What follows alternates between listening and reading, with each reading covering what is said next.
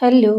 మనం కచోరీ కోసం ఆయిల్‌లో కొంచెం జీలకర్ర, ఆవాలు, పచ్చిమిర్చి ముక్కలు, ఇంగువ, గరం మసాలా పొడి వేసి బాగా కలిపిన తర్వాత హాఫ్ బాయిల్ చేసుకున్న పెసరపప్పుని కూడా వేసి, కొత్తిమీర వేసి దింపేసుకోవాలి. తర్వాత ప్యాన్‌లో పచ్చిమిర్చి ముక్కలు, ఉల్లిపాయ ముక్కలు, క్యాప్సికమ్ ముక్కలు వేసి కొంచెం వేగిన తర్వాత పన్నీర్ ముక్కలు కూడా వేసుకొని, ఇవి బాగా కలిపిన తర్వాత ఇందులో కొంచెం ధనియాల పొడి, కొంచెం ఆమ్చూర్ పౌడర్ కూడా వేసుకొని మంచి రుచి కోసం వీటిని బాగా కలుపుకోవాలి.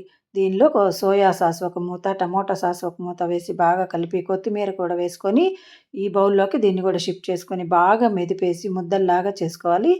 తర్వాత మైదా పిండిలో కొంచెం ఆయిలు, వాటర్ వేసి ముద్దలాగా కలిపి ఒక అరగంట నానబెట్టుకొని దీన్ని చిన్న పూరీలాగా చేసుకొని ఇందులో ఈ ముద్దను పెట్టేసి లైట్‌గా ప్రెస్ చేసి ఆయిల్‌లో కాల్చుకుంటే మంచి కచోరీ రెడీ. టేస్టీగా ఉంటుంది.